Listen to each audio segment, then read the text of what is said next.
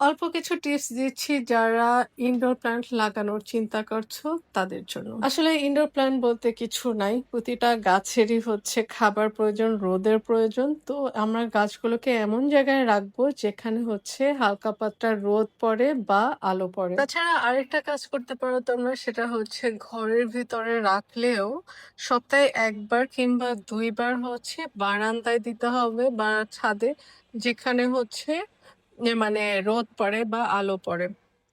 তো আমিও অনেকগুলো হচ্ছে ইনডোর প্ল্যান্ট কিনলাম।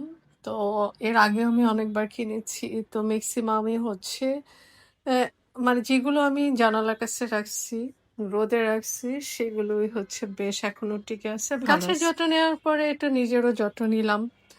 অনেক বেড়ানো-টেড়ানোর পর স্কিনের অবস্থা খুবই খারাপ।